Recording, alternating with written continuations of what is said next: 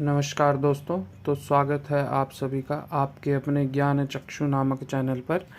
तो जैसे कि आपको स्क्रीन पे दिखाई दे रहा होगा कि आज हम लघु सिद्धांत कौमुदी की जो क्लास है उसको प्रारंभ करने जा रहे हैं। तो सबसे पहले ये बात है कि लघु सिद्धांत कौमुदी पढ़नी क्यों आवश्यक है, इसके बारे में हम जानेंगे। क्योंकि जैसा कि आप सभी को पता ही होगा कि संस्कृत व्याकरण में जो रूल एंड रेगुलेशन है वो लघु सिद्धांत कौमुदी के ग्रंथ में रखे गए हैं। मतलब प्रारंभ उन्होंने अष्टाध्यायी से किया था। अष्टाध्यायी के बाद वही ग्रंथ भट्टोजी दीक्षित के पास पहुंचा। भट्टोजी दीक्षित ने उसके सूत्रों को संकलन करके एक व्याकरण सिद्धांत कौमुदी नामक ग्रंथ की रचना की। और भट्टोजी दीक्षित जो थे उनके ही शिष्य हुए हैं आचार्य वरदराज जी। उन्होंने व्याकरण सिद्धांत कौमुदी के जो बृहद बृहद नियम थे उनमें से भी कुछ विशेष विशेष नियमों को प्राप्त करके एक ग्रंथ की रचना की, जिसका नाम बना लघु सिद्धांत कौमुदी। तो हम लघु सिद्धांत कौमुदी को आज पढ़ेंगे। तो लघु सिद्धांत कौमुदी को पढ़ने का प्रयोजन ये है कि सबसे पहले व्याकरण के टोटल प्रयोजन होते हैं 18। उन 18 पे चर्चा ना करते हुए सिर्फ एक प्रयोजन की बात करेंगे, जो प्रयोजन है लघु। लघु प्रयोजन अर्थात संस्कृत में ये आवश्यक होता है कि हम शब्दों को जानें, उन शब्दों का क्या अर्थ है ये जानें, इस चीज़ के बारे में जानेंगे। तो वो शब्द क्या है, कैसे बना, किस प्रकार बना, तो वो उसके लिए कोई एक छोटा उपाय चाहिए। तो वो जो छोटा उपाय है वह छोटा उपाय लघु सिद्धांत कौमुदी हो सकता है। इसीलिए हमने यहाँ पर लघु सिद्धांत कौमुदी नामक ग्रंथ को प्रारंभ करने के भी प्रयास कर रहे हैं। तो लघु सिद्धांत कौमुदी में टोटल आहत्य सूत्रों की बात करूं या सारे सूत्रों की बात करूं तो वो सारे सूत्र हैं 1275 सूत्र। तो हमारा प्रयास यही रहेगा कि हम आज इसको प्रारंभ करने जा रहे हैं। तो ये जो हमारा ग्रंथ है ये हमारा 1275 जितने भी सूत्र हैं वो सारे हमारे कवर हो सके, वहाँ तक हम ना रुके, ये हमारा प्रयास रहेगा। तो इसके बारे में हम अब प्रारंभ करते हैं। ज़्यादा समय न लेते हुए इसको हम सीधा प्रारंभ करते हैं। तो हम प्रारंभ करेंगे मंगलाचरण से। सबसे पहले आते हैं मंगलाचरण होता क्या है, मंगलाचरण क्या है, मंगलाचरण किस लिए लिखा जाता है, मंगलाचरण क्यों लिखा जाता है, उसकी बात करेंगे। तो मंगलाचरण का लक्षण देते हैं, कहते हैं समाप्ति प्रतिबंधक पाप विशेष ध्वंस कारणत्व मंगलत्वम। अर्थात समाप्ति प्रतिबंधक मतलब शुरू से लेकर अंत तक, मतलब समाप्ति तक प्रतिबंधक, कोई भी बाधा हो वो बाधा उत्पन्न ना हो सके, ताकि हम संपूर्ण ग्रंथ को पूरा पढ़ सकें, संपूर्ण ग्रंथ का या संपूर्ण कार्य को हम संपूर्ण कर सकें। इसी के लिए मंगलाचरण किया जाता है। फिर कहता है पाप विशेष ध्वंस कारणत्वम, मतलब जो पाप विशेष हुए हैं या जो हमारे द्वारा विशेष विशेष पाप किए गए हैं उनका हम ध्वंस कर सकें, उनका हम विनाश कर सकें, इसके लिए मंगलत्वम, इसके लिए मंगलाचरण करना चाहिए। तभी ग्रंथ में तो किया ही जाएगा मंगलाचरण। संस्कृत के हर ग्रंथ में मंगलाचरण होता है, परंतु जब हम लौकिक पूजा की बात करें, लौकिक कार्य की बात करें या कुछ विवाह इत्यादि की कार्य की बात करें तो सबसे पहले मंगलाचरण किया जाता है। इससे मंगलाचरण से हमारे जो समाप्ति है, पूजा की समाप्ति है, वो निर्विघ्नता पूर्वक हो सके, इसके लिए मंगलाचरण किया जाएगा। फिर कहता है मंगलाचरण से समय, मतलब मंगलाचरण कब कहाँ किया जाता है।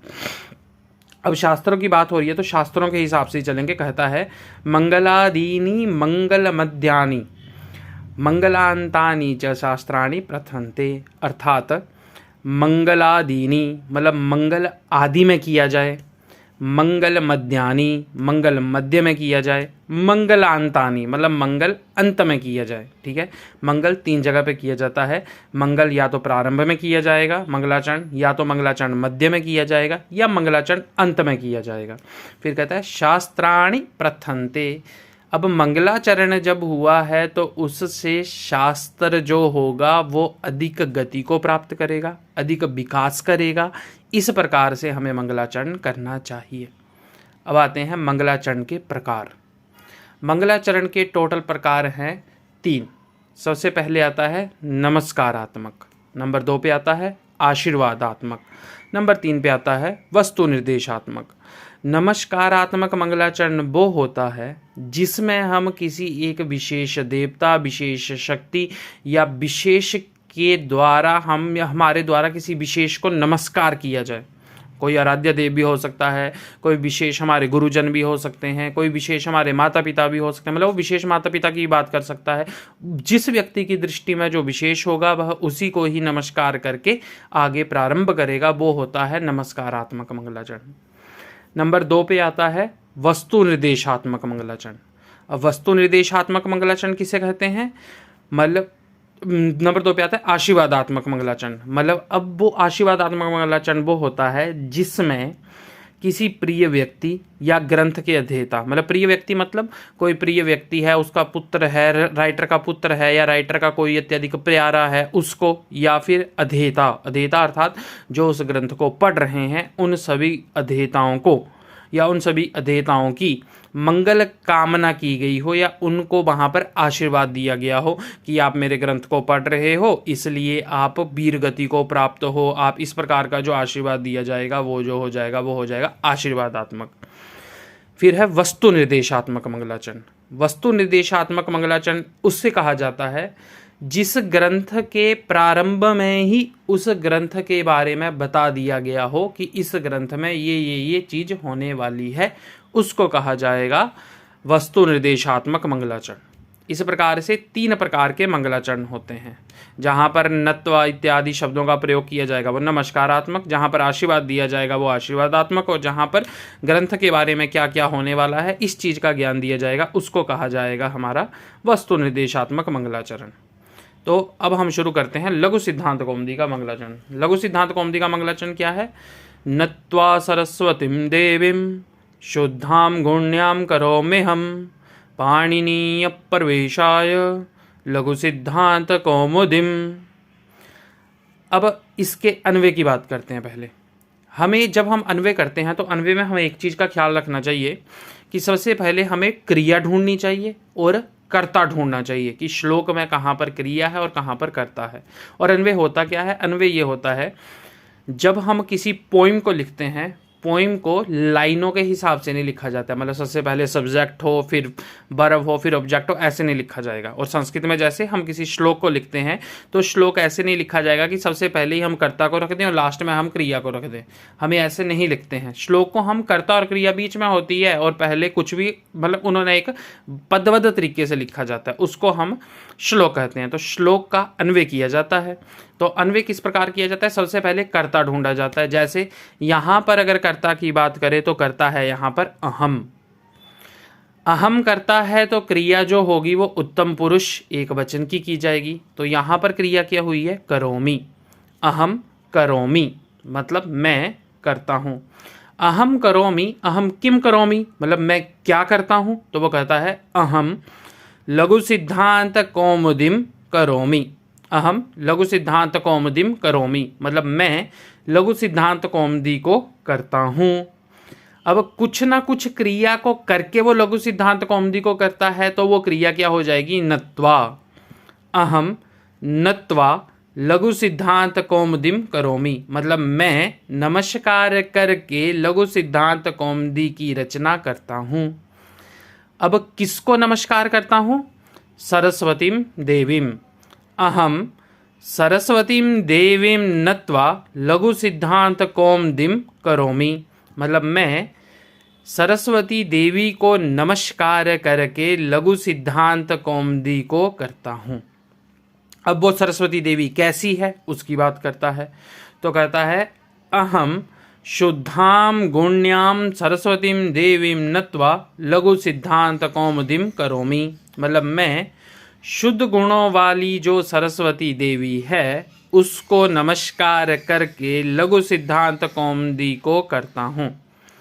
अब भाई लघु सिद्धांत कौमुदी की रचना करता हूँ तो वो किस लिए करता हूँ, मतलब उसका प्रयोजन क्या है, क्यों किया जाता है, तो वो कहता है पाणिनीय प्रवेशाय मतलब पाणिनि के जो ग्रंथ हैं, पाणिनि जो ग्रंथ रचे हैं उनमें प्रवेश करने के लिए मैं लघु सिद्धांत कौमुदी की रचना करता हूँ। तो संपूर्ण मंगलाचरण अभी अन्वय क्या हुआ, कहता है अहम शुद्धां गुण्यां सरस्वतीं देवीं नत्वा पाणिनीय प्रवेशाय लघु सिद्धांत कौमुदीं करोमि। अब हम एक एक शब्द के अर्थ को देखते हैं कि वो अर्थ क्या है। जैसे अहम है, सबसे पहले हमने अन्वय में अहम किया है तो अहम से प्रारंभ करते हैं। अहम, अहम अर्थात ग्रंथ का रचनाकार। तो लघु सिद्धांत कौमुदी का रचनाकार जो है वो है वरदराज, ये प्रारंभ में बताया। तो क्या हुआ, वरदराज के द्वारा, ठीक है, वरदराज ग्रंथकर्ता। मैं वरदराज क्या करता हूँ, सभ्युत्पत्ति है इसकी। अब मतलब अहम शब्द कहाँ पर बना है, अहम शब्द बना है कि सर्वनाम गण हुआ है एक, जिसमें 35 शब्द होते हैं, उसमें एक शब्द है अस्मद शब्द। उस अस्मद शब्द की प्रथमा विभक्ति एक वचन में जाकर अहम शब्द बनता है, अहम, अवाम, वयम, ये वाला। तो अहम शब्द जो है इसका अर्थ होता है मैं। तो ये कहाँ पर हुआ है, सर्वनाम गणों में पठित प्रथमा विभक्ति एक वचन। अगला शब्द है हमारा शुद्धाम गुण्याम। अगला शब्द है हमारा शुद्धाम गुण्याम। तो शुद्धाम गुण्याम में क्या बोलता है, शुद्धाम का अर्थ होता है दोष शून्याम, मतलब जिसमें कोई भी दोष नहीं है, जो बिल्कुल पवित्र है, उसकी बात कर रहा है। अब दोष कौन कौन से होते हैं, तो दोष हमने 3 पढ़े हुए हैं, सभी जानते हैं, सत्व, रजस, तम। 3 प्रकार के दोष हैं, 3 प्रकार के गुण हैं, मतलब दोष शून्याम निर्मलाम, मतलब जो गुण है, अब गुण्याम की बात कर रहा है कि 3 प्रकार के गुण होते हैं। वो गुण है सत्व गुण, रजस गुण और तमस गुण। उन तीनों गुणों में अब शुद्ध गुण होने चाहिए। तो शुद्ध गुण मतलब कौन सा है, सत्व गुण है, उसको बिल्कुल शुद्ध गुण कहा गया है, क्योंकि उसमें कोई भी दोष नहीं होता है, इसलिए उसमें कहा गया है कि वो शुद्ध गुण है। तो क्या कहते हैं, सत्व रजस तमसाम मध्य, मतलब इन तीनों के मध्य में सत्व गुणस्य एव, मतलब सत्व गुण की ही प्रशस्तत्वात्, मतलब अत्याधिक होने के कारण गुण शब्द से यहाँ पर सत्व का ग्रहण किया गया है, सिर्फ सत्व का ग्रहण किया गया है। अब जो 3 दोष हैं, मतलब 3 प्रकार के गुण हैं, अब गुणों की कोई ना कोई विशेषता होती है। जैसे सत्व गुण है, सत्व गुण क्या करता है, सत्व गुण करता है पवित्रता तथा ज्ञान करता है। इसमें हमारा जो शरीर होता है वो सात्विक होने लग पड़ता है। अब सात्विक जो मनुष्य होगा वो क्या करेगा, वो अपने स्वार्थ के लिए कोई कार्य नहीं करता है, वो हमेशा समाज की सेवा इत्यादि कलाओं में वो कार्य में विलीन रहता है। फिर आता है रजस। रजस क्या होता है, इसमें क्रियाएं और इच्छाएं हमारी उत्पन्न होने लगती हैं, हम रासिक होने लगते हैं और हम कार्य की ओर अग्रसर ज़्यादा होने लगते हैं कि मैंने ये वाला कार्य करना ही करना है, ऐसी चीज़ आती है।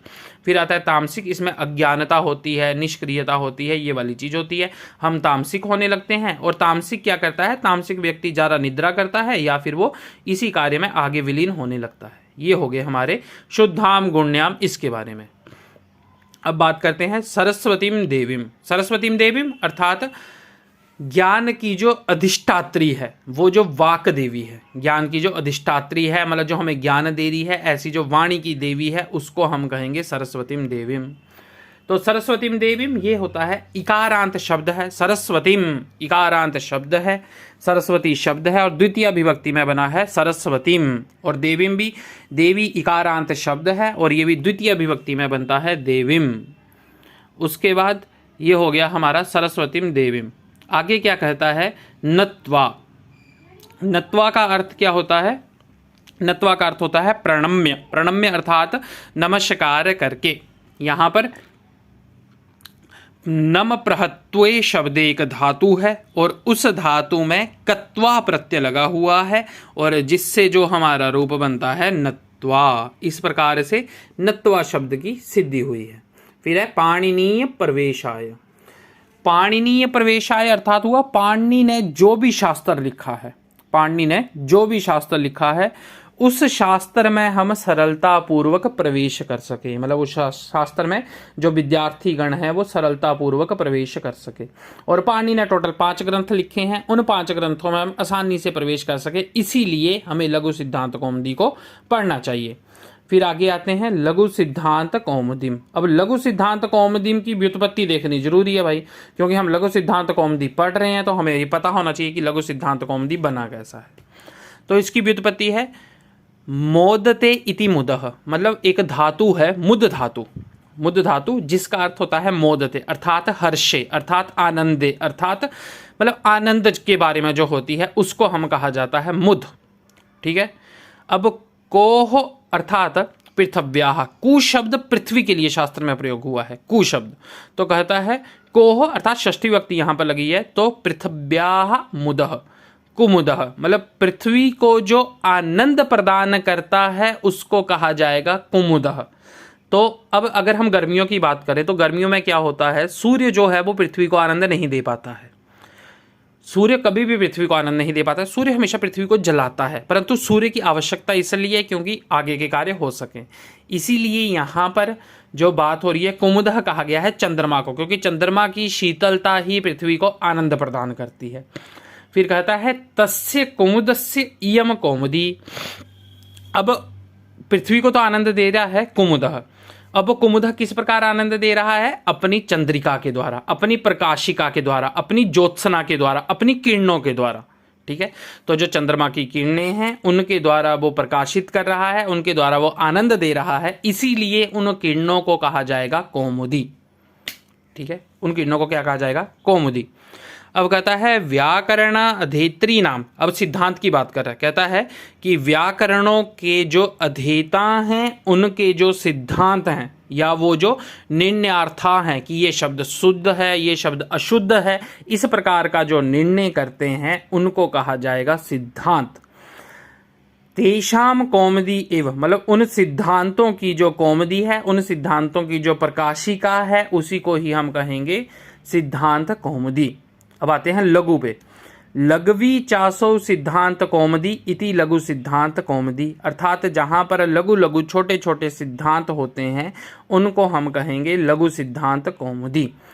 अथवा लघवः अर्थात अल्पाह, अल्पाह मतलब कम है जिसमें सिद्धांत, जैसे शुरू में ही बताया था कि पाणिनि की अष्टाध्यायी में टोटल 4000 सूत्र हैं, भट्टोजी दीक्षित ने उन 4000 सूत्रों को क्रम उल्टा सीधा कर कर उसमें एक व्याख्या प्रक्रिया ग्रंथ लिखा। उस प्रक्रिया ग्रंथ में भी वरदराज ने उनके भी कुछ सूत्रों को प्राप्त कर कर लघु सिद्धांत कौमुदी नामक ग्रंथ की रचना की। इस प्रकार से ये जो हुआ ये हो गया लघु सिद्धांत कौमुदी नामक ग्रंथ, तो वो हुआ लघु सिद्धांत कौमुदीम। तो क्या समझे अभी तक? हम यहाँ पे ये आया कि लघु चासो सिद्धांत कौमुदी इति लघु सिद्धांत कौमुदी, मतलब लघु लघु जिसमें सिद्धांत हैं ऐसे जो कौमुदी है उसको कहा जाएगा लघु सिद्धांत कौमुदी। अब लास्ट शब्द बचा है हमारा करोमी। करोमी, करोमी में क्या कहता है कि करोमी है अर्थात रचयामी, अर्थात लिखामी, मतलब लिखता हूँ। यहाँ पर क्री धातु है, डुक्रिय करने, मतलब करने के अर्थ में, मतलब कोई भी कार्य करने के अर्थ में यहाँ पर क्री धातु का प्रयोग किया जाता है। और ये लट लकार उत्तम पुरुष एक वचन का रूप है, इसीलिए यहाँ पर करोमी अर्थात रचयामी इस प्रकार की क्रिया का अर्थ भी हम ग्रहण कर सकते हैं। तो संपूर्ण अर्थ क्या हुआ एक बार हिंदी में देख लेते हैं। कहता है कि मैं वरदराज शुद्ध स्वरूप वाली, गुणों से, गुण प्रशस्त गुणों से जो युक्त है, ऐसी जो सरस्वती देवी है, उस देवी को मैं नमस्कार करके पाणिनि जी के व्याकरण शास्त्र में सरलता से प्रवेश कर सकूं, इसके लिए लघु सिद्धांत कौमुदी की रचना करता हूं। और इसी चीज को हम संस्कृत में देखते हैं, तो संस्कृत में क्या कहता है?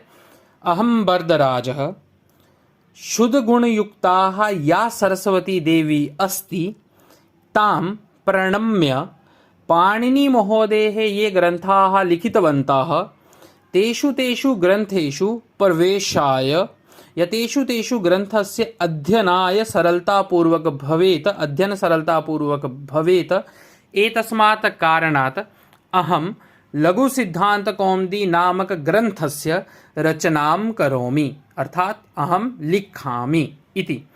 ये हो गया आपका मंगलाचरण। आज के लिए इतना ही पर्याप्त है। आगे हम पढ़ेंगे मंगलाचरण। हर कक्षा के प्रारंभ में मंगलाचरण होगा और अंत में भी एक बार मंगलाचरण होगा, क्योंकि कहा गया है मंगलादीनि मंगल मध्यानि मंगलांतानि च शास्त्राणि प्रथन्ते, अर्थात मंगल के प्रारंभ में भी करना चाहिए, मंगल मध्य में भी करना चाहिए और मंगल अंत में भी करना चाहिए। हम हर कक्षा में आरंभ और अंत में मंगलाचरण करेंगे ही।